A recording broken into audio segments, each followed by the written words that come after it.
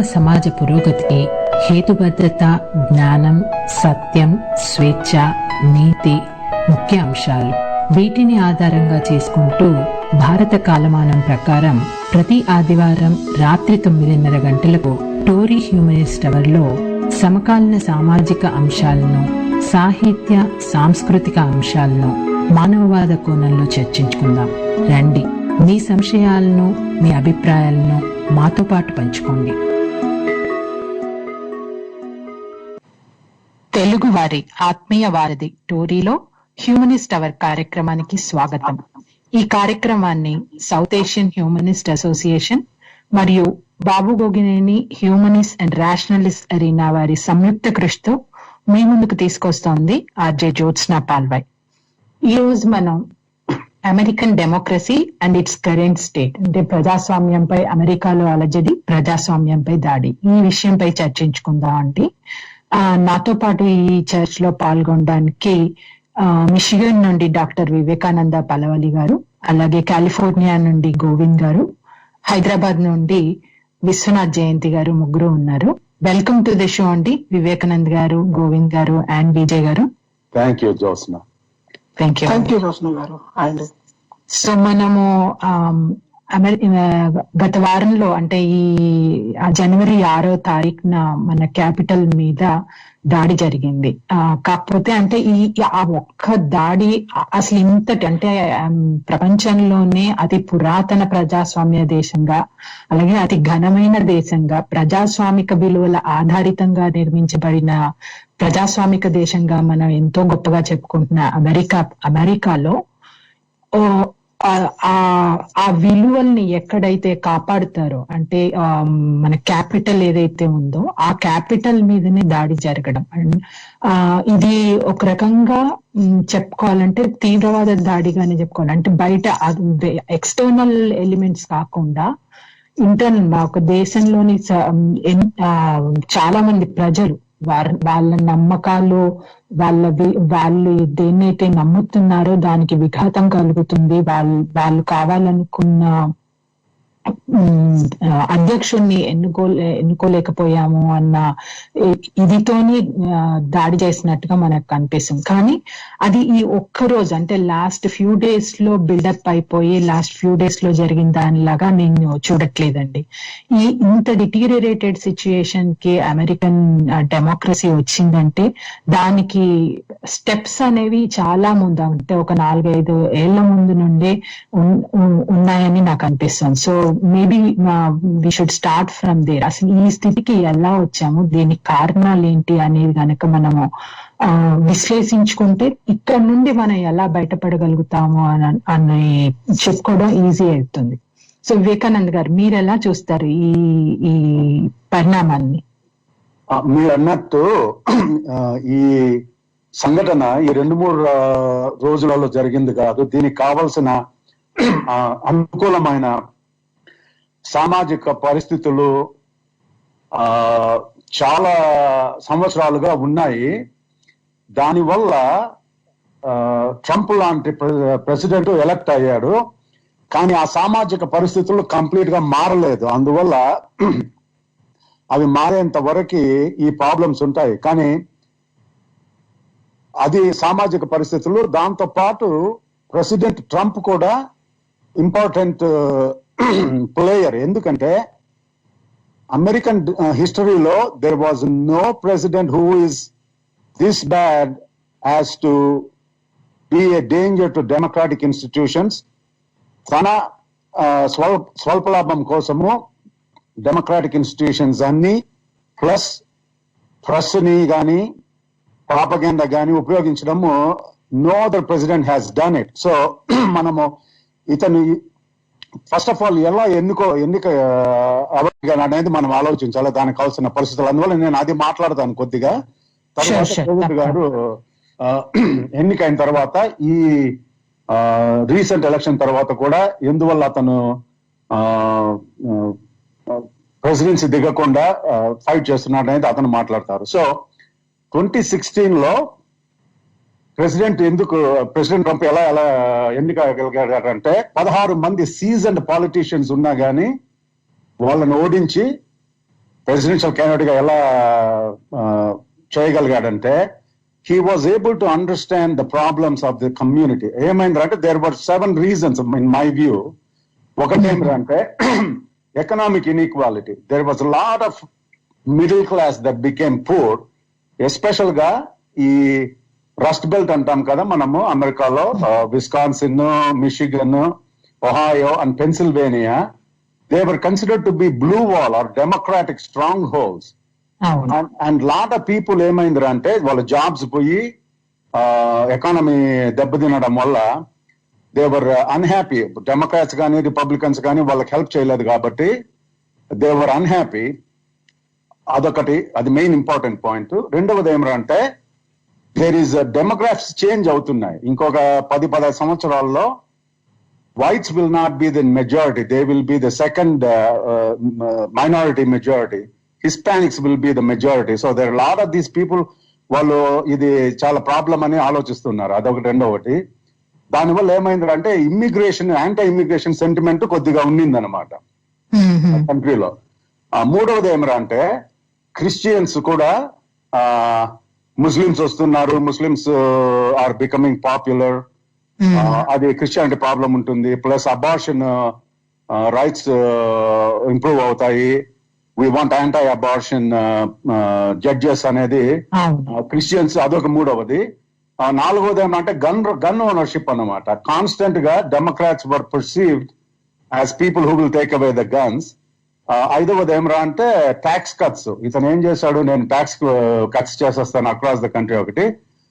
Lastly ఏమరా అంటే white supremacy and white nationalism. Ante whites are the ones who are superior, like Hitler. That's why there are a lot of Nazi followers who are also following Trump. Hail Trump ani Hitler salute cheyadam avanni enduku jarugutayi ante there are people who gravitate towards him. David Duke ani, he is a white supremacist. He was happy that Trump was a candidate. And finally white nationalism, which means America was built by whites, so they are the ones who have to rule the country. ఈ ఏడు ఏమయ్యారంటే అనుకూలమైన పరిస్థితుల్లో అతను understand చేసుకోగలిగాడు. So the evil genius ఏమరా అంటే he realized that I can bring all these people together. So ఏం చేశాడు, అతను అనౌన్స్ చేయడము Mexicans are rapist, they are అని చెప్పడము. And he'll say I'm going to ban all the Muslims from coming the countries. I'm going to elect judges who are going to be anti-abortion. I'm going to cut the taxes. I'm going to make sure guns are not taken away. So he was very good with the understanding and hitting the emotions of these people. అదే కాకుండా అతను personal గా కూడా నా qualifications ఇవి, ఎందుకు నేను ఒకడే ఇది చేయగలను, నేను ఎందుకు నిలబడతాను ప్రెసిడెంట్ గా అంటే, నేను business man, I'm not a politician, I'm a successful business man. Even though that's not true, he presented. Then he also celebrity influence. People love celebrities in this country. Final ga emranta main problem, he has no ideology. So he has no ideology, he has no shame. That's why గాలి ఎట్లా పోతే ఆ పక్కంగా తిరుగుతాడు అనమాట. ఈ personal qualifications ఉండడము, ఈ సమాజంలో అనుకూలమైన పరిస్థితులు ఉండడం వల్ల వాటిని తనకు అనుకూలంగా గెలిచాడు అనమాట. గెలిచిన తర్వాత 4 సంవత్సరాలు ఎట్లా దీన్ని చేశాడు అంటే, he realized that democratic institutions are a problem. So constant గా ఏం చెప్పాడు, FBI is bad, CIA is bad, there is a deep state, press is the enemy, you don't believe anything press says, believe only what I say. ఇవన్నీ కూడా ఒక authoritarian మనిషి చేసే పరిస్థితులు అనమాట. లైక్ పుటిన్ కానీ లేదా అదర్ డిక్టేటర్స్ చేసే పనులు, అది అతను అమెరికాలో చేయడం మొదలు పెట్టాడు. కానీ ఒక 70 million, 80 million people who followed him on Twitter, he used the Twitter as his propaganda machine. So he was able to not only become president, ఒక 10 steps ఆలోచించి నెక్స్ట్ ఇయర్ లో కూడా నేను ఎలక్ట్ కావాలంటే ఏం చేయాలనేది అప్పుడు చేస్తూ వచ్చాడు అనమాట ఈ 4 సంవత్సరాలు. And that's why he said, if I don't win, that means it's the elections are rigged. So he constantly brings this anamata. So final ga oka point చెప్తాను. He thought that he could run the country like he ran his private business, where there was no consequences. He could do whatever he wants. He could fire the people. He could lie, cheat, constantly have legal battles. He thought that he could do the same thing. Unfortunately, finally, the elections of 2020 were able to change that. And now we have some optimism that the democratic institutions in America are able to withstand this narcissistic, shameless man who was about to destroy the whole democratic institution. So దానివల్ల ఒకటి 2020లో Biden గెలవడము, రెండవది జార్జియాలో 2 democratic senators ని elect చేయడము hope for the strength of the democracy in this country. But it is fragile. We have to be very careful and vigilant about this man and people who follow him, unfortunately. So Govind గారు, మనకి చాలా important అండి ఈ situations. అంటే తను సామాజికంగా 4 సంవత్సరాల ముందు పరిస్థితుల్ని ఎలా అర్థం చేసుకున్నాడు ట్రంప్, దాన్ని తనకు అనుకూలంగా ఎలా మరల్చుకున్నాడు అనేది ఒకటి ఇంపార్టెంట్. అయితే ఈ మాబ్ మెంటాలిటీ ఏదైతే ఉంది చూడండి, ఇవంటే మొన్నటి సంఘటనకి ముఖ్య కారణము అంతమంది క్యాపిటల్ మీదకి రావడము, ఏ రకమైన అడ్డంకు లేకుండా లోపలికి వెళ్ళిపోయి విఘాతం కలిగించే ప్రయత్నం చేశారు. కానీ అంటే ఇమ్మీడియట్ గా కొంతసేపు దానికి ఒక హాల్ట్ అయినప్పటికీ, అంటే ఏదైతే లోపల జరుగుతున్న ప్రాసెస్ ఏదైతే ఉందో దానికి కొంత హాల్ట్ అయినప్పటికీ మనం వెంటనే దాని నుండి బయటికి వచ్చి వివర్ ఏబుల్, కాంగ్రెస్ ఇంకా సెనెట్ 2 కలిపి Biden is the next president అని చెప్పి మళ్ళీ దాన్ని ధృవీకరించడం జరిగింది. అంటే ఏదైతే ప్రజలు ఎన్నికల ద్వారా చెప్పారో దాన్ని వాళ్ళు తిరిగి ధృవీకరించారు. కాకపోతే మనం ఈ మాబ్ మెంటాలిటీని అర్థం చేసుకోవడం చాలా ఇంపార్టెంట్ అండి. అంటే ఎందుకంటున్నానంటే ఒకవేళ దానికి కారణం అదే కదా, అక్కడి వరకు రావడానికి ఆ మాబ్ మెంటాలిటీని పెంపొందించగలిగాడంటే దాంట్లో ఎస్పెషల్లీ మీడియాని ఎలా డిఫేమ్ చేశారు, లేకపోతే డిబేస్ చేశారు, అది చాలా ఇంపార్టెంట్. సో మీరు ఎలా అర్థం చేసుకున్నారు ఈ సిచ్యుయేషన్ ని? అంటే దీనికి కారణం ఏమై ఉంటుందని అనుకున్నారు? తప్పనిసరిగానండి. ఇప్పుడు వివేకానంద్ గారు ఫండమెంటల్ బిహైండ్ ద సీన్స్ అంటే కోర్ లెవెల్లో అసలు ట్రంప్ రావడానికి కారణం ఏంటి అన్న విషయాన్ని చెప్పిన తర్వాత ఎక్కడ ఎండ్ చేశారంటే ప్రజాస్వామ్యం ఇంకా కూడా ఫ్రాజైల్ కండిషన్ లో ఉంది అని చెప్పారు కదా.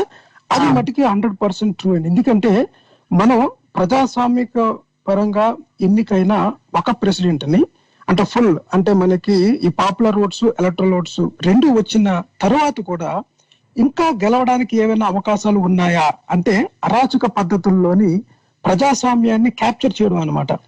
ఎలా క్యాప్చర్ చేయగలరు అంటే మనకి ఒక ఇల్లీగల్ మాబ్ సపోర్ట్ గనక ఉన్నట్లయితే ఇది పాసిబుల్ అవుతుంది. అంటే జనాల్ని భయకంపితుల్ని చేసి ప్రజాస్వామ్యాన్ని అణిచివేసి, అంటే ఏదో జరగబోతుంది, ఏదో విపత్తు సంభవించబోతుంది అమెరికాకి, ఈ విపత్తు నుంచి కాపాడగలిగేది ఒక్క డొనాల్డ్ ట్రంప్ మాత్రమే కాపాడగలడు అని నమ్మగలిగిన ప్రజల మనసుల్లోని ఎప్పటి నుంచో ట్రంప్ ఒక ఐడియాని వాళ్ళలో సీడ్ చేశాడు అనమాట. ఈ సీడింగ్ పద్ధతి అనేది ఎక్కువగా ఈ ఎవరైతే ఈ ఒక నిశ్చలమైన అంటే ఒక సమతుల్యత లేని జీవనాన్ని గడుపుతున్నారో, మన సాంప్రదాయాలు మంట కలిసిపోతున్నాయి, మన కల్చర్ అంతా పాడైపోతుంది, లేకపోతే మన ల్యాండ్ ని ఎవరో వచ్చి క్యాప్చర్ చేస్తున్నారు, తర్వాత మనల్ని కాపాడడానికి ఒక ఆశాజ్యోతి వెలిసింది, ఇటువంటిని బాగా నమ్మే వాళ్ళు ఎవరైతే ఉన్నారో ఆ పవర్ ని చూపించడానికి మనకు కావాల్సింది నిజం కాదనమాట, ఒక రకమైన బ్యాడ్ ప్రాపగేండా కల్పించగలిగేది. ఈ బ్యాడ్ ప్రాపగేండా ఇది వరకు కొన్ని సీక్రెట్ కల్ట్స్ ఉండే అనమాట. అంటే అవి ఇప్పటికీ కూడా ఉన్నాయి కొన్ని కల్ట్స్. అంటే వాళ్ళందరూ కూడా ఒక రకమైన దేవతల్ని పూజించడం కానీ అటువంటి చేస్తుంటారు అన్నమాట. ఈ కల్ట్స్ అనేవి కమ్యూనికేట్ ఎలా చేయగలుగుతాయి అంటే వాళ్ళకి లోకల్ కమ్యూనికేషన్ ఉంటుంది అనమాట. అంటే చిన్న చిన్న సమావేశాలు ఏర్పరిచి మాట్లాడుకోవడం అనేది. కానీ ఈ టెక్నాలజీ బాగా అభివృద్ధి చెందిన తర్వాత ఈ ట్విట్టర్ అనే ప్లాట్ఫామ్ ఏదైతే ఉందో, Trump's main primary mode of communication is Twitter. Twitter అనేది అతని అస్త్రం. అతనుకున్న ఐడియాస్ ని, అతనుకున్న మాబ్ మెంటాలిటీని, అతను చేయబోయే పనుల్ని ఈ అతని కిందన ఇంకా చిన్న చిన్న పాకెట్స్ లాగా ఒక లీడ్ చేయగలిగే ఒక యంత్రాంగం ఉంది తప్పనిసరిగా. లేకపోతే క్యాపిటల్ మీద అటాక్ చేయాలి అంటే ఈవెన్ టెర్రరిస్టులకి కానీ లేకపోతే ఒక మిలిటరీకి కూడా పాసిబుల్ కాదనమాట. అంత పెద్ద, ఇప్పుడు పెంటగాన్ మీద ఎవరు అటాక్ చేస్తారు? పరిస్థితిలో మనం లేం కదండి. కరెక్ట్. అంటే ఇప్పుడు ఎటువంటి పరిస్థితుల్లో అంటే ఇది రెండు రకాలుగా చూడాలండి. ఇది ఒక టెర్రరిస్ట్ అటాక్ అన్నారు. నేనైతే ఇది ఏం చేస్తానంటే this is organised civil war. ఇది ఒక ఆర్గనైజ్డ్ సివిల్ వార్ కింద చూడాలి. ఎందుకు చూడాలంటే ఎవరైతే ఇప్పుడు ఈ అమెరికాలో ఉన్న ఈ జనాభాని రెండు భాగాలుగా విభజించి, ఒకళ్ళు ఏమో ప్రజాస్వామ్య పరంగా ఎన్నికైన ఒక నాయకుడిని ఎన్నుకునే ప్రాసెస్ ని డిక్లేర్ చేసే విధానాన్ని అడ్డుకొని అమెరికా నన్నే కోరుకుంటుంది ప్రెసిడెంట్ కింద అన్న మెసేజ్ ని జనాల్లో పాస్ చేయడానికి ట్రంప్ ప్రయత్నిస్తున్నారండి. ముఖ్యంగా ఒక ప్రజాస్వామిక పరంగా ఎన్నికైన ఒక నాయకుడిని ముందుకు తీసుకువెళ్ళడానికి అడ్డుకునే ప్రాసెస్ ఏదైనా సరే ఇమ్మీడియట్ గా కండెమ్ చేసి అటువంటి పరిస్థితులకి తీసుకువెళ్ళిన వ్యక్తిని అరెస్ట్ చేయాలి ఫస్ట్ ఆఫ్ ఆల్. కానీ అన్ఫార్చునేట్ గా ఏంటంటే అలా చేసిన వ్యక్తి మన ప్రెసిడెంట్ అనమాట. సో ఈ ప్రెసిడెంట్ ని దింపడానికి మనం తప్పనిసరిగా 25th అమెండ్మెంట్ లో ఉన్నది, ప్రెసిడెంట్ తన డ్యూటీస్ ని సరిగ్గా చేయకపోయినా సరే, లేదా గవర్నమెంట్ తను చేస్తున్న డ్యూటీని అడ్డుకోవడానికి ఉన్న వ్యక్తిని గనక దింపడానికి ఈ 25th అమెండ్మెంట్ ఇప్పుడు బాగా ప్రముఖంగా వినిపిస్తున్న మాట అనమాట. రెండు రకాలు. ఒకటి ఏంటంటే if you keep quiet, silent గా కనుక ఉన్నట్లయితే 10 రోజుల్లో ఎలాగా ఈ పదవి వదిలి వెళ్ళిపోతాడు కనుక ప్రాబ్లమ్స్ ఏమి లేదు, అంత పీస్ఫుల్ గా జరిగిపోతుంది. అది ఒకటి. రెండో మెథడ్ ఏంటంటే we have to teach him a lesson, we have to teach anyone who is just attacking American democracy.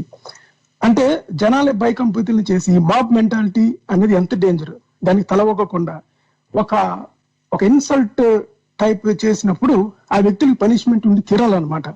అది అవమానకరంగానే సరే. ఎందుకంటే హిస్టరీలో ఒక బ్లాక్ డే ఇన్స్టిట్యూషన్ అంటే మన కాన్స్టిట్యూషన్ కానివ్వండి, లేకపోతే మన డెమోక్రసీకి ఏవైతే ఇంపార్టెంట్ అనుకున్న ఇన్స్టిట్యూషన్స్ ని ఎలా అయితే డీస్టెబిలైజ్ చేస్తూ వస్తున్నారో, ఆ ఇన్స్టిట్యూషన్స్ పరంగా కూడా అంటే జ్యుడిషియరీ కానివ్వండి, వేరే ఇతరత్ర ఉన్న అంశాలు ఏవైతే ఉన్నాయో అవన్నీ రియాక్ట్ అవ్వాల్సిన అవసరం. అవును. 4th పిల్లర్ అని మనం ఏమైతే చెప్పుకుంటున్నామో, మన న్యూస్ ఏజెన్సీ ఉందో, మొట్టమొదటిసారిగా ఈ ట్రంప్ చేసిన విధానం ఏంటంటే న్యూస్ నుంచి వచ్చే ఏ న్యూస్ అయినా సరే పూర్తిగా అది అంతా false news, you're fake news అంటాడు.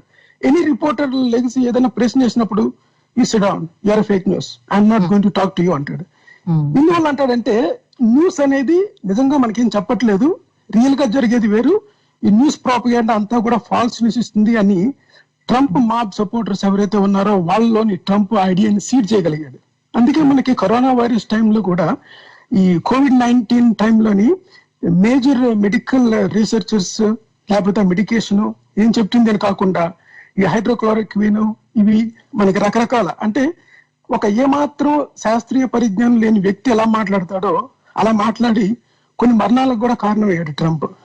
అంటే ఈ కమ్యూనికేషన్ వ్యవస్థ, మన ఈ సమాచార వ్యవస్థ ఏదైతే ఉందో దాన్ని నిర్వీర్యం చేసి ఒక ప్రజా సమూహం, అంటే చూసారా కొన్ని ఉద్యమాలు లేవదీస్తారన్నమాట. అరాచక పరిస్థితుల్లోని ఒక అథారిటేరియన్ గవర్నమెంట్, ఒక మిలిటరీ, ముఖ్యంగా మనకి వివేకానంద గారు చెప్పారు హిట్లర్ అన్నట్టుగానే ఒక మాఫియాలో లీడర్ ని ఎలాగైతే ఎన్నుకుంటారో అదే విధంగా ప్రజాస్వామ్యాన్ని వ్యతిరేకంగా ఒక వ్యక్తిని తీసుకొచ్చి అతని తిరిగి పవర్ ని కట్టబెట్టే ప్రయత్నం జరిగింది.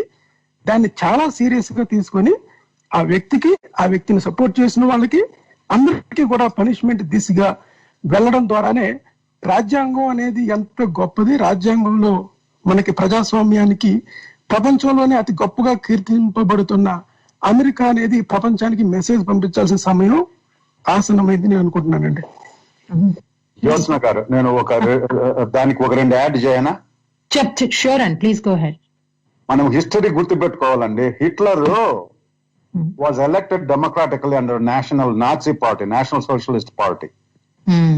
కానీ అతను communist party was about to come to power. He realized the only way he can beat Communist Party is by bringing nationalism. So nationalism is a very, very important emotional crutch for a lot of people who are in despair or unhappy. So he started saying, all the Western countries made us become one of the worst economies. We are the best people. We should be in control. So he brought that nationalism and he was able to be elected democratically. And Trump, somewhat similar to that. Adokati. Rendavadi, even though Prastutaniki, the Senate and the House of Congress, which they were able to certify Biden and Harris, that is only one problem. Trump is still a problem. Govind garu annattu, we have to make him accountable for his actions. So, actions ఏమున్నాయి? ఒకటి 25th Amendment. అది already we know that vice president ఏం చెప్పాడు, నేను దాన్ని ఆలోచించే question లేదు అని చెప్పాడు. అందువల్ల మనం దాన్ని పక్కకి తీసేయాలి. రెండవది ఏమిరా అంటే ఇంపీచ్మెంట్ టైం సరిపోకపోవచ్చు. బైడెన్ ఏమన్నాడు, నేను I don't want to get into this, నేను I want to go forward, govern the country. We have too many problems. Kani, I still believe impeachment endukra ante the history will note him as the only president who is impeached twice. Adokati. Moodavadi emra ante they have to somehow make sure that he is ineligible for running again, because this guy will try it again. He will try it again. Adi moodava point. Nalgava point emra ante అతను పదవిలో నుంచి దిగిన తరువాత legal, ఇప్పుడు ఇతను ఏం చెప్పాడు, I'm gonna pardon myself అని. This man is so undemocratic. We have to make him an example for future not to try this. అందువల్ల ఏం చేయాలరా అంటే, అతను పార్డన్ చేశాడు అనుకోండి, if he pardon himself, somebody must fight a case and bring it to the Supreme Court, because this has never been done. Does he even have the power అనేది అదొకటి చేయాలి. ఐదవది ఏమిరా అంటే, పదవిలో నుంచి దిగిన తర్వాత ఎన్ని రకాలుగా ఇతను చీట్ చేశాడో. దేర్ ఆర్ ఇన్సూరెన్స్ ఫ్రాడ్ ఉంది, ట్యాక్స్ ఫ్రాడ్ ఉంది. Now he's eligible. They say that he may, because 5 మంది చనిపోయారు కాబట్టి ఈ సంఘటనలో, ఇతను ఈ ఇన్సరక్షన్ ఇతను ఇన్సైట్ చేశాడు కాబట్టి క్రిమినల్ లయబిలిటీ కూడా ఉండొచ్చు అని ఆలోచిస్తున్నారు. సో ఇవన్నీ మనం ట్రై చేయాలి. ట్రై చేసి we must make him an example for future people not to ever try something like this. That is what the greatness of democracy will be. So fragile ga unna gaani we must continue to do this. And ఈ సమాజంలో అనుకూలమైన పరిస్థితులు ఏవైతే అతన్ని గెలిపించాయో వాటిని కూడా మనము పరిష్కారం చేయాలి. ట్రంప్ మెంటాలిటీ చూడండి, అంటే ఆ ట్వీట్ చేసే విధానం ఎలా ఉంటుందంటే, we love you, go home, we love you, you are special అని మాబ్ ని అడ్రస్ చేయడంలోని ట్విట్టర్ ని ఉపయోగించి చెప్పండి ఎంత ధైర్యం కావాలి చెప్పండి. అంత జరిగిన తర్వాత కూడా అంటే చెప్పండి, చూడండి, అంటే నా సపోర్టర్స్ నా గురించి ఇంత చేస్తున్నారు, I love you, you are special to me, you have a special position like in my heart. అంటే ఈ యాజిటేషన్ ఇంకా ముందుకు తీసుకువెళదాము, యూఆర్ రియలీ గ్రేట్, ఇక్కడతో అవ్వలేదు అన్న సందేశం కూడా దాంట్లో హిడెన్ గా ఉంది. అందువల్ల ఏంటంటే ఇది just like keep quiet 10 days లో అంతా అయిపోతుంది కదా, ఇప్పుడు ఎందుకు ఈ జంజాటం అంతా అనుకోకుండా దీన్ని ముందుకు తీసుకెళ్ళినప్పుడు, అంటే ప్రజాస్వామ్యంలోని ఓన్లీ మనకి ఒక సౌమ్యమే కాదు, నిజంగా కావాలనుకుంటే ప్రజాస్వామ్యం అనేది ఎంత పవర్ఫుల్ అని కూడా చూపించాలన్నమాట. సో దానికి మాత్రం ఈ గ్యారంటీగా తప్పనిసరిగా ఎన్ని మార్గాలు ఉంటే అన్ని మార్గాలు ఉపయోగించుకొని దీన్ని మళ్ళీ నిలబెట్టడం ద్వారానే ప్రపంచంలోని ఎంత పవర్ఫుల్ కాన్స్టిట్యూషన్ ఇది, ఎంత డెమోక్రసీ, ఎలాంటి ప్రజలు ఉన్నారు, ఎటువంటి పవర్ఫుల్ పీపుల్, ఇటువంటివి ఎన్ని వచ్చినా సరే దీన్ని ఆపగలగారు అన్న మెసేజ్ ఇవ్వడం ద్వారానే తిరిగి మనకి కాన్ఫిడెన్స్ ని రీబిల్డ్ చేయొచ్చు. మీరు సారీ ఒక్క నిమిషం, ఇంకొక పాయింట్, ఈ ప్రెస్ పైన పాయింట్ ఏమిరా అంటే, అమెరికాలో న్యూస్ ఏమిరా అంటే, unfortunately they are market dependent అనమాట, అంటే అడ్వర్టైజ్మెంట్ డిపెండెంట్. అందువల్ల వాళ్ళు ఏం చేస్తున్నారా అంటే, ఏవైతే వాళ్ళని రేటింగ్స్ చేయగలవో, ప్రజలు చూడగలరో ఆ టాపిక్స్ మాట్లాడుతున్నారు. అందువల్ల ఏమవుతున్నారంటే ఫాక్స్ అనేది it is catering to one group of these people. ఈ ట్రంప్ సపోర్టర్స్ ని కాన్స్టెంట్ గా ఇట్ కేటర్స్ టు దెమ్. అది ఎందుకంటే it really gives lot of ratings. దానికి ఆపోజిట్ గా లిబరల్ ప్రోగ్రెసివ్ పీపుల్ ఉన్నారు, they need an avenue. So MSNBC does that and CNN is trying to be in the middle. So ఇది ఈ press అనేది ఇది మనం ఆలోచించాలి, ఇదొక జరుగుతుందండి. అదొకటి. రెండవది మిడిల్ లాగా కనిపిస్తుందా? రిలేటివ్ గా speaking, not completely, because they also have to depend on but at least they will try to bring all the people. But whenever they try to tell the truth, prajalandaru will liberal, will progressive, but they don't want to bring anything that's going to turn the viewers off. So they are also playing the game. నేను అందువల్ల నేను 100% అని చెప్పడం లేదు. But MSNBC we know is considered liberal. Fox is considered highly conservative. All Murdoch properties are considered Washington Journal, those kind of things. Then దానికి opposite గా ఇప్పుడు Washington post కానీ న్యూయార్క్ టైమ్స్ కానీ ఉన్నాయి. అంటే ఏం చెప్తున్నానంటే there is fight among the press to do as much service as possible by bringing the truth, but there is going to be a fight. అదొకటి. రెండవది, ట్రంప్ గోవింద్ గారు అన్నట్టు హిజ్ మేజర్ అస్త్రం ఏమరా అంటే ట్విట్టర్. అది ఏమైంది ఫిలసాఫికల్ గా మన ఏం జరిగింది, ఫేస్బుక్ గానీ ట్విట్టర్ గానీ ఆలోచించినాయి మనకేమన్నా రెస్పాన్సిబిలిటీ ఉందా ఇది జరగడానికి అని ఏం చేశారో వాళ్ళు కంప్లీట్ గా బ్యాన్ చేశారు కదా. ఇదే ఫిలసాఫికల్ ఇష్యూ. అందరూ ఏమంటారో అది సెన్సర్షిప్, అది ఇది అంటారు. సో ఇది ఆలోచించవలసిన విషయము. ఇది సెన్సర్షిప్, ప్రజలు వాళ్ళ రెస్పాన్సిబిలిటీ తీసుకోకుండా ఇలాంటివన్నీ జరుగుతూ ఉంటే, హేట్ స్పీచ్ గానీ వైలెన్స్ గానీ ఉంటే గవర్నమెంట్ అనేది దిగి కొద్దిగా రూల్స్ రెగ్యులేషన్స్ పెట్టాలి. మనకి రేడియోలో ఉంది ఫెడరల్ కమ్యూనికేషన్ కమిషన్స్, అదే కదా చేసేది. బ్రాడ్కాస్ట్ చేయడం కానీ, రేడియో కానీ, టీవీ కానీ, there are some rules. Internet లో ఆ రూల్స్ ఇంతవరకు రాలేదు సరిగ్గా. అందువల్ల ఏమవుతా ఉంది అంటే అది పెద్ద అస్త్రమైంది. కాబట్టి Twitter and Facebook now responsible గా ఫీల్ అయ్యి వాళ్ళు బ్యాన్ చేశారు. వీళ్ళు ఇతను ఏం చెప్తారు దాన్ని, they are coming against me, this is censorship, so he's gonna use that. అందువల్ల ఏం చేయాలరా అంటే we may have to have a discussion about how to regulate this to make sure that he doesn't abuse it, people don't abuse it. ఈ చిన్న గోవింద్ గారు అన్నట్టు చాలా చిన్న గ్రూప్స్ ఉన్నాయి కదా, అవన్నీ ఏ విధంగా కోయలైజ్ అవ్వగలిగాయి, కలిసి దాడి చేయగలిగాయి. ఎందువల్ల అంటే ఈ సోషల్ మీడియా వల్ల. సో అందువల్ల ఏమంటే దాన్ని కూడా మనం రెగ్యులేట్ చేయాలి, బట్ రెస్పాన్సిబిలిటీగా రెగ్యులేట్ చేయాలి. I would not consider it censorship as long as the rules are proper. So ఇవన్నీ కూడా మనం ఆలోచించాలి. ఎందుకంటే ఫ్యూచర్ లో గోవింద్ గారు అన్నట్టు I love you, go home అని ఎందుకు అన్నాడు అంటే ప్రస్తుతానికి వెనక్కి పోదాము, మళ్ళా కొన్ని రోజుల తర్వాత ఆలోచించి మళ్ళీ మొదలు పెడదాం ఇవన్నీ అనే ఆలోచనలో ఉన్నాడు. అందువల్ల we must prevent the man from being able to do it and also the machinery, ఆయన అన్నట్టు యంత్రాంగము, ఈ ప్రాపగాండా యంత్రాంగము, we have to control it. అవి చేస్తే గానీ ఫ్యూచర్ లో మనకి ఇంకా స్టిల్ ప్రాబ్లం ఉంటుంది డెమోక్రసీతో. Then we have to address the issues that are making these people economic inequality address చేయాలి. One minute అండి, before we jump into how do we proceed from here, let me bring in Vijay గారు కూడా. విజయ్ గారు hello, ఉన్నారండి? ఉన్నాను madam. నేను విన్నాను, ఇప్పటి వరకు జరిగిన షో విన్నాం. డాక్టర్ గారు చెప్పిందేమో ట్రంప్ ఏ విధంగా తన ఎలక్షన్ ని ఎలా వాడుకుని ఎలా వచ్చాడు, తర్వాత తన ఉన్నటువంటి లయబిలిటీస్ ని ఎట్లా కవరప్ చేసుకోగలిగాడు, తన ప్రజల్ని ఎలా మ్యానిపులేట్ చేయగలిగాడు అనేది గోవింద్ గారు కూడా చెప్పారు. సో ఇప్పుడు నన్ను అడిగితే మొన్నటి దాడి ఏదైతే ఉందో క్యాపిటల్ హిల్ మీద ఉన్నటువంటి దాడిని కనుక నన్ను అడిగితే సివిల్ వార్ గా కాకుండా నేను ఒక డెమోక్రసీకి వచ్చినటువంటి క్రైసిస్ గా నేను చూస్తాను మనం దీన్ని.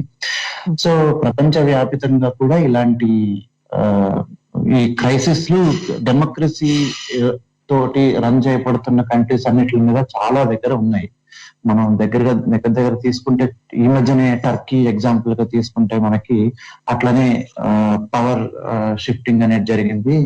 ఒక ప్రెసిడెంట్ గా తాను రాజ్యాంగానికి వ్యతిరేకంగా ప్రెసిడెంట్ గా తాను ప్రకటించుకోవడం జరిగింది. అప్పటికి ఎవరైతే ప్రధానమంత్రిగా డెమోక్రటిక్ గా ఎలక్ట్ అయినటువంటి ఆయన ఎలా ఉన్నారంటే అధ్యక్షుడిగా ప్రకటించుకోవడం జరిగింది.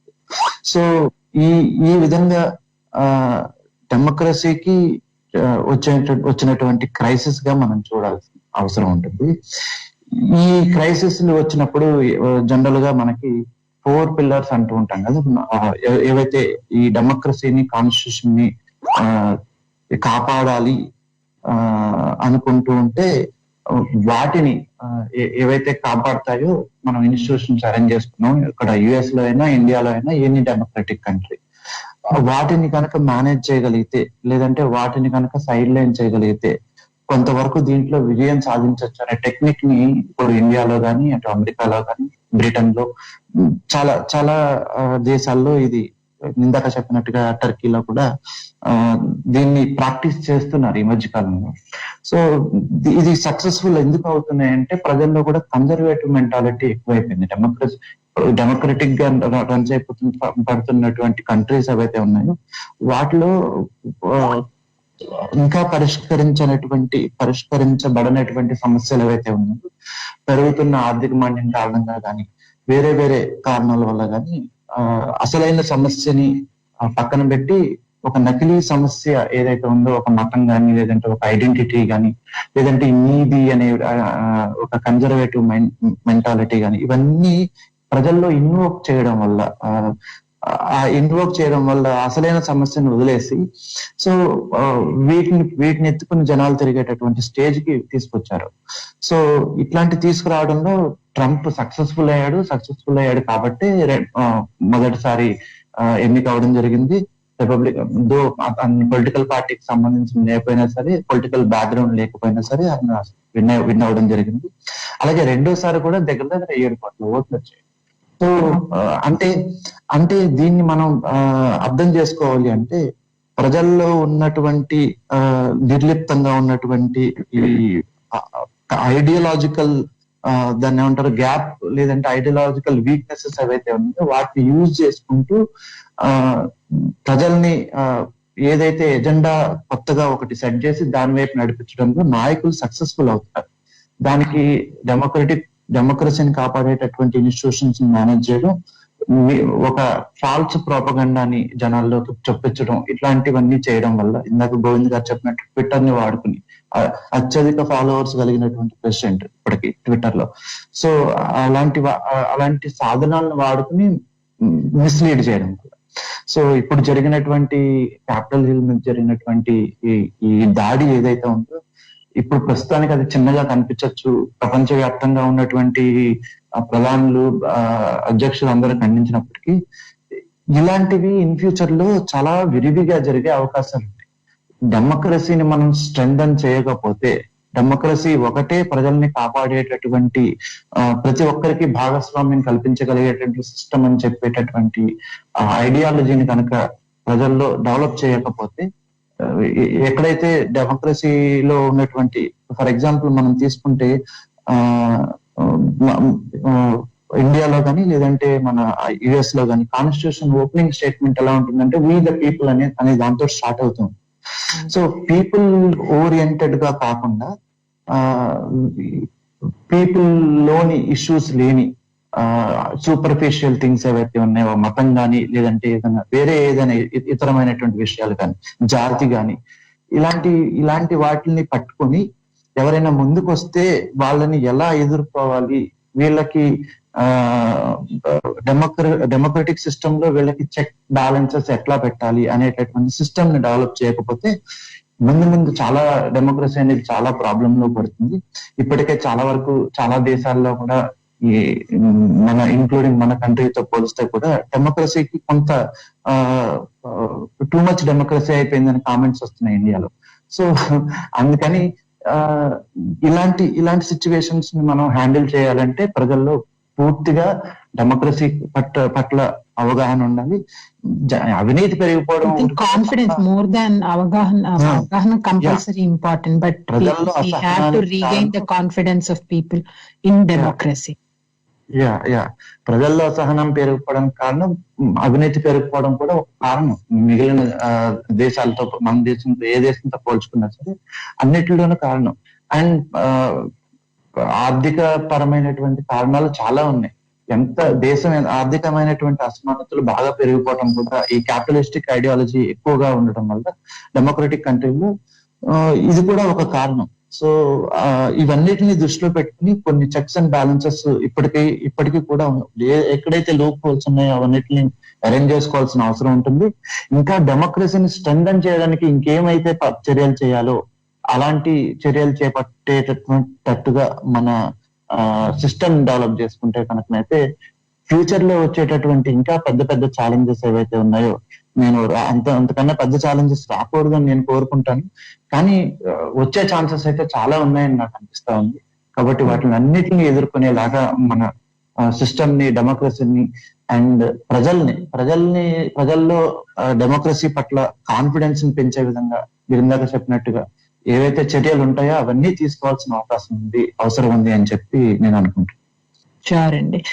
మనకు ఒక కాల్ ఉన్నారు, సాగర్ గారు. హలో అండి. నమస్తే అండి.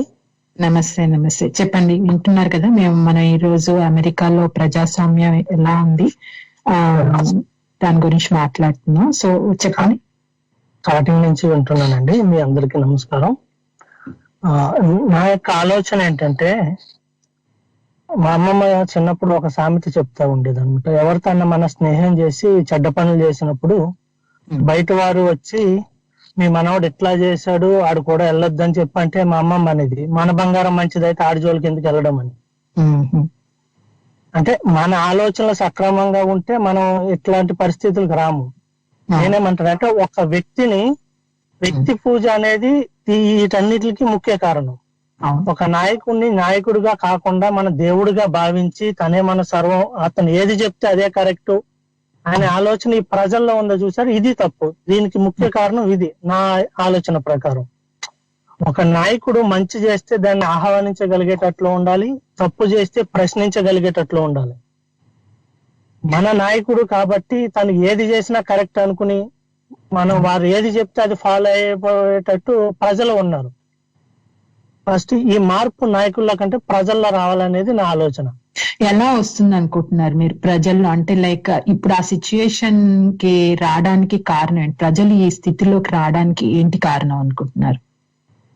నేను అదే అంటే ఒక వ్యక్తిగానే చూడాలి. ఒక నాయకుడు ఉన్నాడంటే ఆ నాయకుడు ప్రజల కోసం ఉన్నాడు తప్ప ప్రజలు నాయకుడి కోసం లేరు.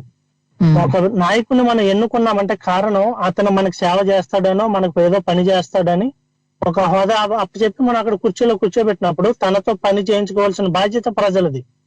అంతేగాని తన కింద పని చేయవలసిన బాధ్యత ప్రజలది కాదు. అది మర్చిపోయి మనం నాయకుడు ఏది చెప్పినా కూడా దాన్ని గుడ్డిగా ఫాలో అయిపోతూ, అది మంచి అయినా చెడైనా కూడా ప్రశ్నించే తత్వం అనేది చచ్చిపోయింది ప్రజల్లో. ప్రశ్నించలేనప్పుడు అవతల కుంటోడున్నా గుడ్డోడున్నా నగ్గికెళ్ళిపోతాడు మన మీద, ఆడెవడైనా కానీ. ఈ ప్రశ్నించడం అనేది ప్రజల్లో రావాలి. ఎందుకంటే నాయకుడిని నాయకుడిగానే చూడాలి తప్ప ఒక అతీత శక్తిగా చూసి ఇతనికి ఏదైనా సాధ్యం, అతను అన్ని కరెక్ట్ గా చేస్తాడు. ఎందుకంటే ఆడు కూడా, అవతల వ్యక్తి కూడా మానవ మాత్రుడే, తప్పులు చేయడం అనేది సర్వసహజం. అది గమనించాలి మనం. నాయకుడు ఏది చేసినా రైట్, మనం అతను ఫాలో అయిపోతాం. ఇది అమెరికానే కాదండి, మన ఇండియాలో కూడా విచ్చలవిడిగా ఇదే జరుగుతూ ఉంది. ఒక నాయకుడిని నమ్మితే అతను ఏ నిర్ణయమైనా తీసుకునేవండి. ప్రజలు అతన్ని అభిమానించేవారు దానికి అనుకూలంగా స్పందిస్తూ ఎవరైతే దాన్ని కాదు తప్పని ఎత్తి చూపుతారో వాళ్ళ మీద అటాక్ చేయడం మొదలు పెడతారు. మన ఇండియాకి వచ్చేసరికి వ్యక్తుల మీద, ఒక వ్యవస్థ మీద అటాక్ మొదలైంది. అమెరికాకు వచ్చేసరికి పార్లమెంట్ మీద మొదలైంది, అంతే తేడా. కరెక్ట్ గా చెప్పారండి. అంటే ఎప్పుడైతే ఈ రేషనలిస్టిక్ థాట్ ఉండదో, అంటే మనం ఉన్న సిచ్యుయేషన్స్ కి ఏంటి, మనం ఏ పరిస్థితుల్లో ఉన్నాం, ఎందుకున్నాం అనేది విశ్లేషించుకోలేకపోతే ఇలాంటి తప్పుడు నిర్ణయాలు, తప్పుడు నమ్మకాల ఆధారంగా మనం నిర్ణయాలు తీసుకుంటూ ఉంటాం. వీటిలో ఇంకొకటండి, సామాజిక మాధ్యమాల మీద కూడా ఉందండి, టెలివిజన్ల మీద కానీ, న్యూస్ పేపర్ల మీద కానీ. ఎందుకంటే కొన్ని పార్టీలు అధికారంలో ఉన్నాయి కానీ లేనే కానీ వాళ్ళు స్వతహాగా కొన్ని ఛానల్స్, పేపర్స్ పెట్టుకుని వాళ్ళు ఏది చేసినా రైట్ అనే భావన ప్రజల్లోకి బలంగా తీసుకెళ్లిపోతున్నారు.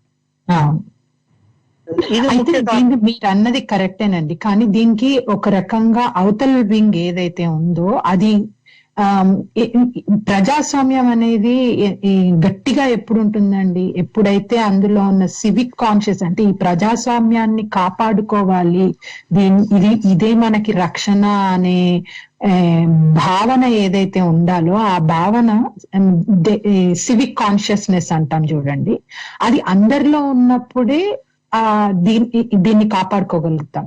మనకి ఈయన బెంజమిన్ ఫ్రాంక్లిన్ అంటారు కదండి, we gave you the republic, it is now up to you to keep it, right. మనం అది రిపబ్లిక్ గా ఎప్పటి వరకు ఉంటుంది, మనం దాన్ని కాపాడుకోగలిగినంత వరకే. సివిక్ కాన్షియస్నెస్ ని మనం కనుక పెంపొందించలేకపోతే ఇలాంటి సిచ్యుయేషన్స్ ని మనం ఎదుర్కొంటాం. గోవింద్ గారు మీరేదో అంటున్నారండి. నేను చెప్పేది ఏంటంటేనండి, ఎవరైతే అదర్ సైడ్ ఉన్నారో వాళ్ళు కూడా మన ప్రజలే. అంటే ఈ కంట్రీలో ఇప్పుడు 51%, 49% డివైడ్ చేసినా సరే, ఆ రిమైనింగ్ ఎవరైతే ఉన్నారో ఓడిపోవడానికి గెలవాలనుకుంటున్న వాళ్ళైనా సరే వాళ్ళు కూడా మన ప్రజలే. సో ఆలోచనలో మార్పులు ఆటోమేటిక్ గా రావు. ఆలోచనలో అటువంటి పరిస్థితుల్లో ప్రజలు ఏదైతే ఉన్నారో, ఇంతకుముందు మన వివేకానంద గారు చెప్పినట్టుగా డెమోగ్రఫిక్, అంటే ఈ కారణాలకి ఏ పరిస్థితులు వాళ్ళని ఆ స్థితిలో ఉండేలాగా చేసినవి అన్నవి, దాన్ని work out it takes long time, maybe 50 years పట్టచ్చు, 10 years నుంచి చాలా టైం పడుతుంది అనమాట. అటువంటి దానిని చేసినప్పుడు మాత్రమే ఆలోచనలో మార్పు వస్తుంది. ఎందుకంటే నాట్ ఎవ్రీ వన్, ఇప్పుడు ఒక 1.3 billion పీపుల్ ఉన్నారంటే అందరూ కూడా రేషనలిస్టులు ఎవరు.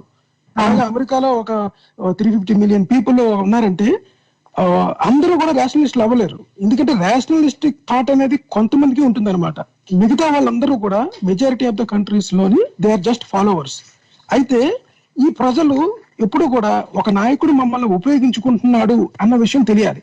ఇక్కడ జరుగుతుంది ఏంటంటే వాళ్ళు నాయకుడిని గుడ్డిగా ఫాలో అవ్వడం అన్నది ఎండ్ రిజల్ట్ మనం చూసేది.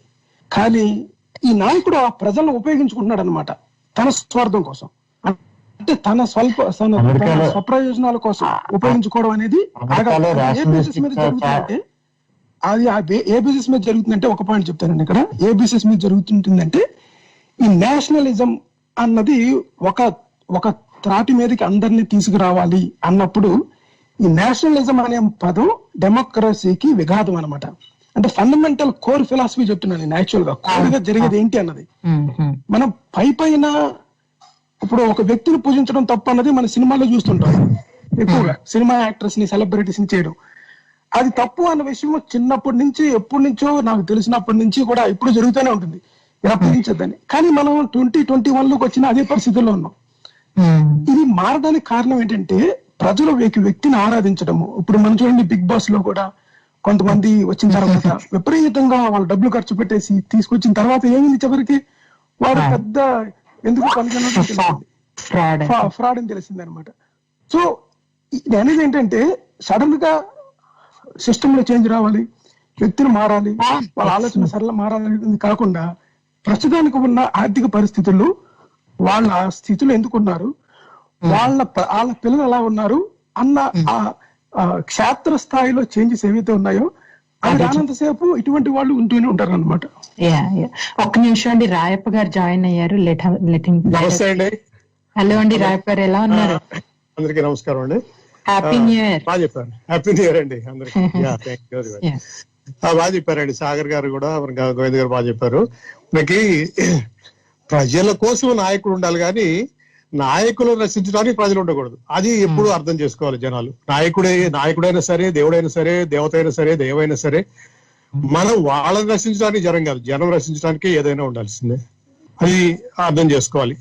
ఈ సినిమా ఫానటిక్స్ కానీ ఎవరైనా సరే అది ఆ విధంగా మనం ఎప్పుడైతే ఆలోచిస్తామో అప్పుడే మనకు సరైన ప్రజాస్వామ్యం, సరైన అవగాహన, సరైన కార్యకారణ సిద్ధాంతాలు మనకు అలవడతాయి.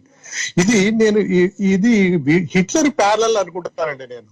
ఈవెన్ హిట్లర్ కూడా ఇదే ఒక విధమైన జాతీయవాదాన్ని లేకపోతే ఒక విధమైన ఏదో ఒక ఫ్యానటిజాన్ని ప్రమోట్ చేసి, అంటే అది కూడా అప్పుడు డెవలప్డ్ కంట్రీ జర్మనీ కూడా హిట్లర్ వచ్చిన ముందు కూడా ఇట్లా ఇక్కడ కూడా అంతే ఒక విధమైన ఆ హిట్లరిజం లాగానే ఉంది. ఒక జాతీయవాదాన్ని లేకపోతే ఇంకొక విధంగా ఇక్కడ ప్రవోక్ చేసి జనాల్ని ఒక విధంగా, అది ఇప్పుడు బూమరాంగ్ అవుతా ఉంది.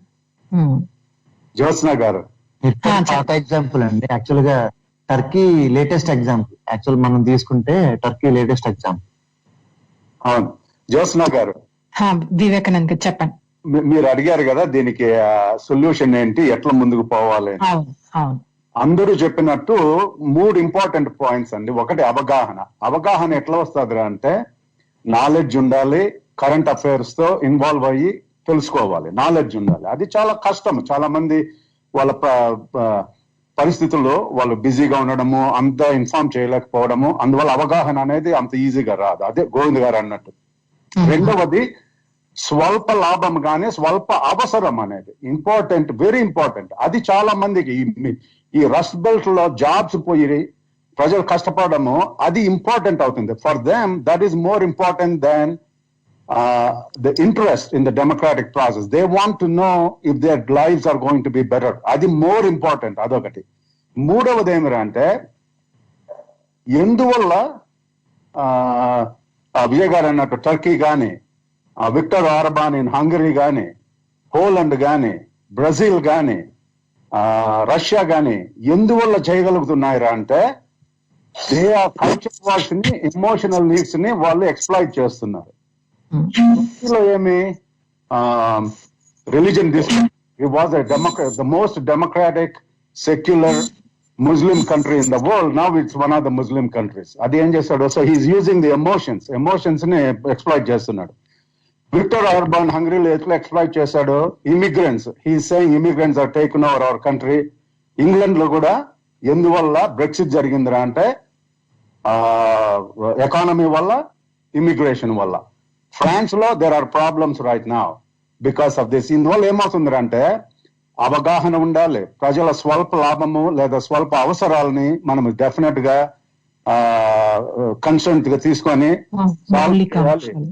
దెన్ కల్చర్ వార్స్ ని గ్రాడ్యువల్ గా చేయాలి. వీటన్నిటిలో ఇంకొకటి మనకి ఇప్పుడు అసలు న్యూరో సర్జన్ గా చెప్తున్నాను, బ్రెయిన్ కూడా there is importance. Why some people are conservative and some people are liberal people వాళ్ళ బ్రెయిన్స్ లో సింగులేట్ గైరస్ అంటారు,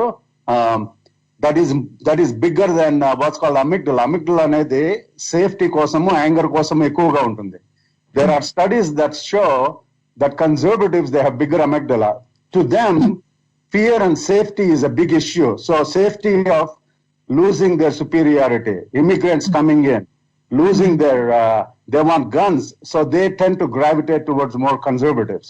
Whereas liberals with smaller amygdala and bigger cingulate gyrus, they say, we welcome immigrants, we are more tolerant, we are more compassionate. So there are lots of different things, but వీటన్నిటిలో నాయకులు చేయగలిగితే ఇంకొకటి ఏమంటే final గా అమెరికాలో కూడా politics అనేది పెద్ద బిజినెస్ అయిపోయింది, power mongering and money making.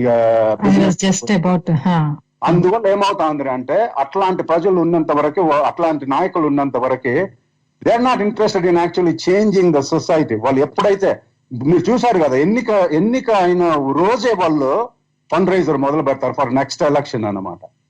అందువల్ల మీరు అన్నట్టు ఆ సిటిజన్స్ యునైటెడ్ ప్రాబ్లం చేయాలి.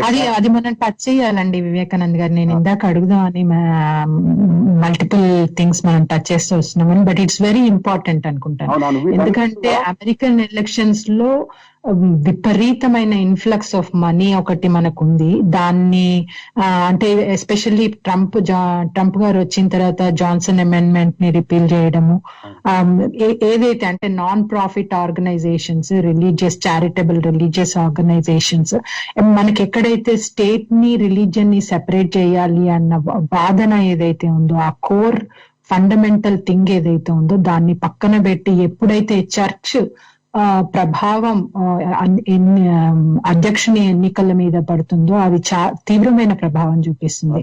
సో ఇక్కడ ఒక పాయింట్ అండి, నేను పాయింట్ యాడ్ చేస్తాను. యాక్చువల్ గా మీరు ట్రంప్ ఎప్పుడైనా సరే జెక్చర్స్ ఏమన్నా చూసుకున్నప్పుడు ఒక చేత్తో బైబిల్ పెట్టుకొని కూడా ఇలాగా పైకి సంజ్ఞలు ఇస్తూ ఉంటాడు అనమాట. సో అది కూడా ఒక ఇండికేషన్ అనమాట. ఎందుకంటే I'm yours, I'm part of you, I'm the only person who can represent the religion. అంటే మన రిలీజియన్ దాంట్లో రిలీజియస్ గా వచ్చిన థాట్ ప్రాసెస్, ఐడియాలజీ ఏదైతే ఉందో, ఈ కల్చర్ పాడైపోతుంది ఎక్కువ అని, ఇటువంటి దాన్ని చేయడానికి ఒక నాయకుడు ఉన్నాడు అన్న దాన్ని, అంటే ఏంటంటే చర్చ్ ని చూపిస్తూ ఆ రిలీజియస్ ని దాన్ని మన స్టేట్ లోకి తీసుకువచ్చి ముందుకు తీసుకు వెళ్ళే నాయకుడు మనకు వచ్చాడు అన్న ద్వారా కూడా కొంత మాబ్ అట్రాక్ట్ అవుతుంది అనమాట. అవును. ఒకటి ఇప్పుడు వీటన్నిటిలో కూడా జరిగే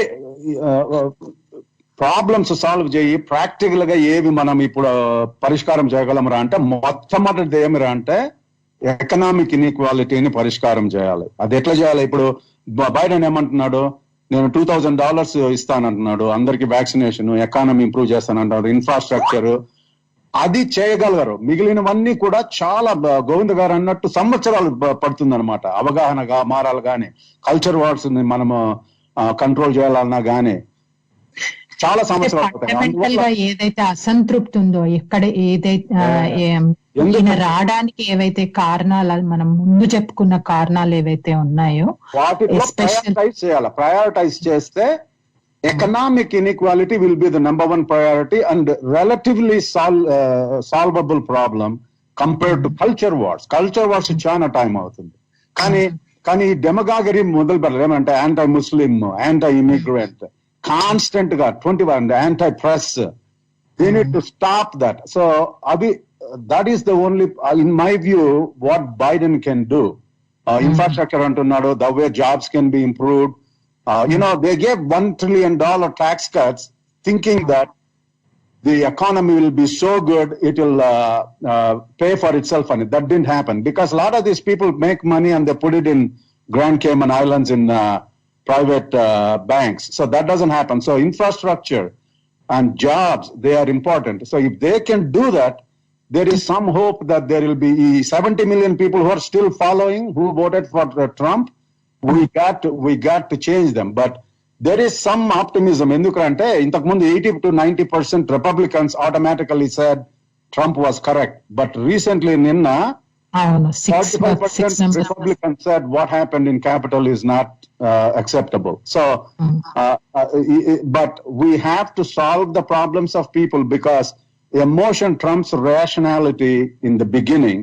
అండ్ ఆల్సో నాలెడ్జ్ వచ్చి, అవగాహన వచ్చి అవన్నీ మారాలంటే చాలా టైం అవుతుంది. అందువల్ల ఐ థింక్ ప్రయారిటైజ్ చేయాలి మనము. One is solving the economic problem, stopping the demagoguery and anti press and anti immigrant and anti Muslim rhetoric. That has to be done, and that hopefully will bring some benefit in the near future. Nationalism. Citizens United campaign financing gaani. Hopefully, this Johnson amendment will not be reversed. Of course, executive order chesadu. That I think Biden is going to do lots of reversing of all the executive orders. He'll start doing that. So hopefully, Johnson amendment will not be reversed. We are hoping. Yeah. Shrikant garu, welcome to the show andi. Hello. Shrikant garu unnara? ఉన్నాను జ్యోత్స్న గారు. Hello అండి, ఎలా ఉన్నారు? Fine అండి, fine. I'm fine. I wanted to listen to the show. It's been quite some time, so నేను login అయ్యాను. So మనం మాట్లాడుకుంటున్నాం అండి ఈరోజు అమెరికాలో ప్రజాస్వామ్య పరిస్థితి ఎలా ఉంది, ఇక్కడ నుండి ఇంతకు ముందు ఎలా మనం దాని గురించి గొప్పగా అంటే చాలా ఘనమైన ప్రజాస్వామ్యంగా ఎలాగైతే ఇన్ని రోజులు చెప్పుకుంటూ వస్తున్నామో ఆ స్థితిలోకి మళ్ళీ వెళ్ళాలంటే ఏం చేయాలి అనే దాని గురించి మాట్లాడుకుంటున్నాం. చెప్పండి, మీ అభిప్రాయం చెప్పండి. ఎలా చూసారు మొన్న ఇన్సిడెంట్ ని, లేకపోతే ఈ సిచ్యుయేషన్ కి అమెరికా ఎలా వచ్చిందని, కానీ ఇక్కడ నుండి ఎలా ముందుకెళ్ళాలి అనేది? సిచ్యువేషన్ అంటే రైట్ లీన్డ్ ఐడియాలజికల్ ఎక్స్ట్రీమిజం అనేది అమెరికాలో ఒకదానిలోనే కాదు, ప్రపంచం మొత్తం కూడా ఇది అవుతుంది. సో ఆల్మోస్ట్ ఆల్ డెమోక్రసీ అని చెప్పుకునే దేశాలు అన్నిట్లో కూడా దెర్ ఈస్ వెరీ అంటే అగ్రెసివ్ మోడ్ లో వెళ్తున్నారు. వీటన్నిటికీ రిలీజనే బేస్ లాగా ఉంటుంది అనుకుంటే అలా కనపడుతుంది మనకు. కానీ ఒక ప్రిన్సిపల్డ్ అండ్ ఫిలసాఫికల్ యాంగిల్లో మనం ఆలోచిస్తే ఏదైనా కానీ, ఫర్ ఎగ్జాంపుల్ మనం రేషనలిస్ట్ హ్యూమనిస్ట్ గా ఉన్నాం. What do we propagate to spread our ideology? మన హ్యూమనిజం ఫిలాసఫీ కానీ ప్రిన్సిపల్స్ కానీ we spread them across. Okay, కానీ మతానికి సంబంధించి అంటే మతం ఎలా చేస్తుందంటే మతంలో ఉన్న గొప్పతనాన్ని చూపించి ఏ మతం కూడా తనలోకి ఆహ్వానించలేదు. వేరే వాళ్ళలో ఉన్న అవతల మతం మీద వాళ్ళు అటాక్ చేసిన తర్వాత దాని రియాక్షన్ లో పోలరైజేషన్ జరుగుతుంది. సో దిస్ పోలరైజేషన్ పార్ట్ అనేది ఇట్స్ వెరీ క్రూషియల్. అంటే పొలిటికల్ అండర్స్టాండింగ్ లో భాగం ఇది ఉండాలి. అండ్ మనం మాట్లాడుకునేటప్పుడు కూడా మనం కొన్ని పదజాలాలను కూడా ఎలా ఉంటాయంటే ప్రజాస్వామ్యం అంటాం. అసలు ప్రజాస్వామ్యం అనే పదం కూడా తప్పే నా ఉద్దేశంలో. గోవింద్ గారు ఉన్నారు, మరి దాని మీద మేము ఇంకా ఎక్స్టెన్సివ్ గా డిస్కస్ చేయాలి. నేనేమన్నానంటే పౌరస్వామ్యం అనాలి దీన్ని అంటాను, గణతంత్రం అనాలి అంటే ప్రజ అంటే రాజు ఉన్న దగ్గర ప్రజలు ఉంటారు, కానీ ఇక్కడ ప్రజల్ని పాలిస్తారు అనేది ఉండదు. ప్రజ అనే పదం కూడా తప్పు. So there are no subjects in democracy. పౌరులు ఉంటారు, సిటిజన్స్ ఉంటారు. So we shall call our self citizens. Broader aspects లో చూడాలి. బట్ ఈ టాక్ లో మీరు నన్ను ఇన్వాల్వ్ చేశారు కాబట్టి ఐ ఎక్స్పెక్ట్ అంటే ఇదే ఒక ఐడియాలజీ ఫిలసాఫికల్ డిస్కషన్ అండి. అంటే మనం ఎప్పుడు కూడా ఫైట్ ఎప్పుడు కూడా మన వర్డ్స్ తో కాదనమాట, అంటే ఎలా నిర్వచించాలి అన్న దాని మీద కాకుండా అంటే సిటిజన్స్ సెంట్రలైజ్డ్ గా, ఇప్పుడు హ్యూమనిజం కూడా అదే చెప్తుంది కదండి, మనిషి సెంట్రలైజ్డ్ గా ఉన్నప్పుడు ఎవ్రీథింగ్ ఫర్ హిమ్. అలాగే ఒక పరిపాలన కూడా సిటిజన్ పౌరులకు సంబంధించింది. అది టెర్మినాలజీ ఎగ్జిస్టెడ్ గనక we have to use the terminology. ఒకటండి, ఇంకోటి ఇప్పుడు ఈ రిప్రజెంటేటివ్ డెమోక్రసీ అనేది మనం అర్థం చేసుకోవాలి. మీరు గోవింద్ గారు అన్నట్టు this is America was the first modern democracy based on the idea of what's called representative democracy, which was based on John Locke's liberal philosophy, one man one vote. That is the new experiment. మీరు అన్నట్టు citizens కరెక్టే, కానీ మనం ఏం చేస్తాము అంటే practicality వల్ల ఏం చేస్తాము, we elect some people to do the governing job. That doesn't mean they are superior to us. We are electing them to do a job. That's the part of democracy we have to understand. That's why they are all citizens. That's why none of them are opposed to law. Sorry, do you think we achieved one man one vote? No doubt about it. We achieved. And American democracy and a democracy, we achieved definitely one man one vote. But do you think we really achieved one vote one value? No. You are absolutely right. This is where the Citizens United Gani, ప్రజలందరూ they have to realize the power. ఇప్పుడు మీరు if you look at the Declaration of Independence, దానిలో clear గా చెప్తుంది that we hold these truths to be self-evident that all men are created equal, endowed by their creator certain inalienable rights, among which are life, liberty and pursuit of happiness. But దాని కిందకి ఇంకొంచెం వెళ్తే ఏం చెప్తుంది తెలుసా, you give these people are given power at the consent of the people, and if they do not make sure your liberty and freedom and safety are guaranteed, it is your duty to take them out of power and reinstitute a different election, different government. That's exactly what Declaration of Independence says. So that is the fight between people who are informed, who understand that, want to do it, and the politicians who recognize the weaknesses or uninformed or emotional needs of people and abuse them with their demagoguery. That's the fight constantly, and that's exactly what's happening, and it will continue to happen until significant population understands their role and avagahana, anta mandiki avagahana vachi they truly understand. Ippudu Churchill అందుకే అన్నాడు, democracy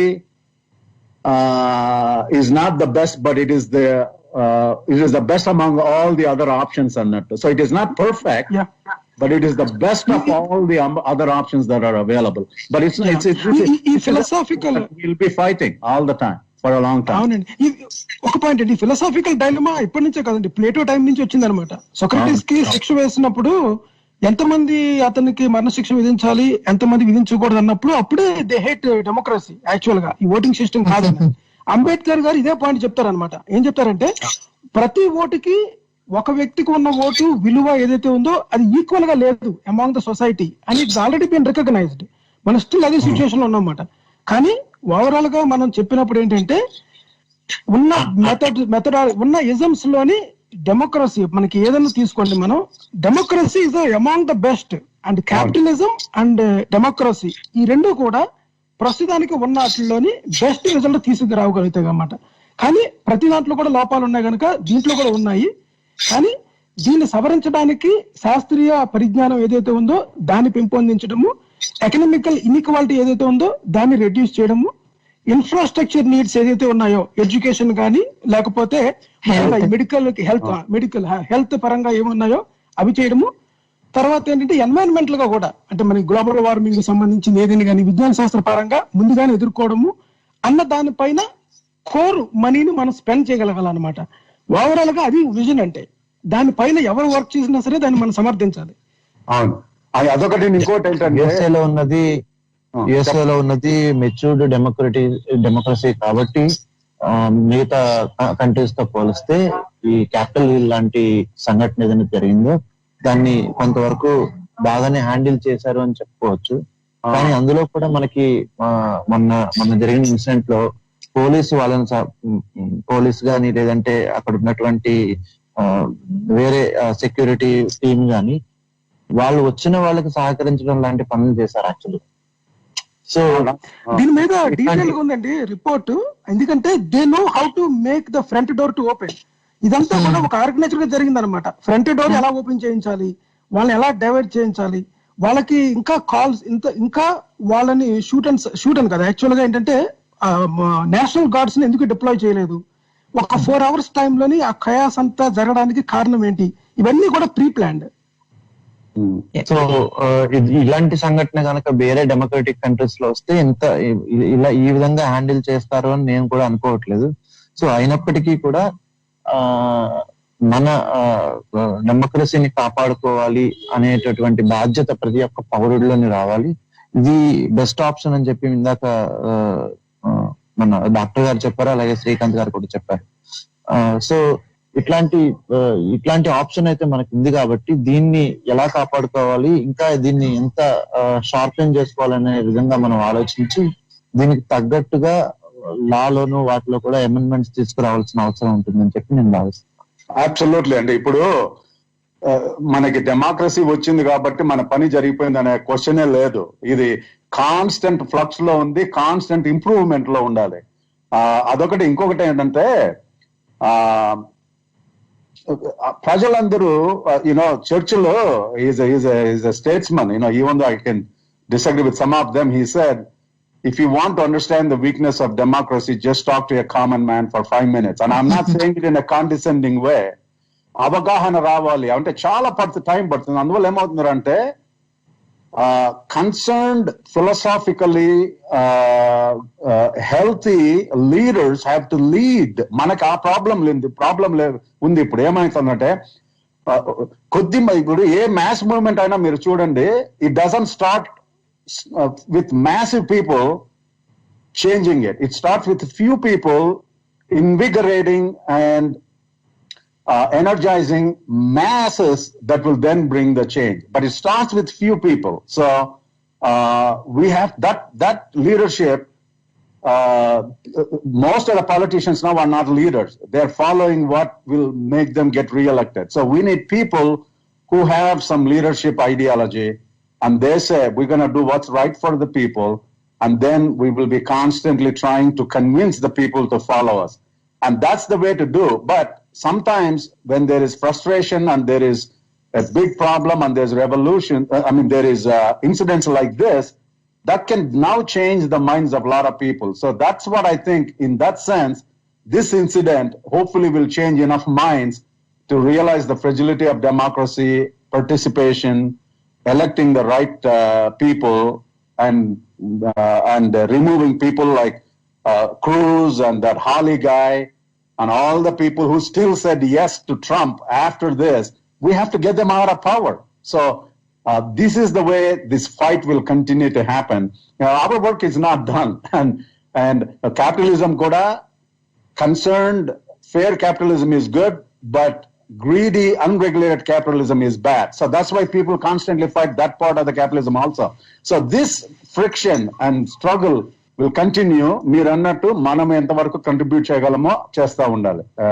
Until that, we will be having these kind of problems. Very well said and అంటే last three statements ఏవైతే ఇచ్చారో I think that sums up ఆ discussion today. Especially అంటే addressing ప్రజల మౌలిక అవసరాలు ఏవైతే ఉన్నాయో అవి ముందుగా తీర్చగలిగితే ఆ తర్వాత ప్రజలు వ్యవస్థ పైన అవగాహన పెంచుకోవడం, మన ప్రజాస్వామ్యం కట్టుదిట్టంగా ఉండాలంటే, పటిష్టంగా ఉండాలంటే దాని చుట్టూ ఉన్న ఈ 4 పిల్లర్స్ ఏవైతే ఉన్నాయో వాటిని మనం ఎలా కాపాడుకోవాలి అనే దాని మీద మనం ఈరోజు మాట్లాడుకున్నాం. Thank you for everyone, thank you for participating.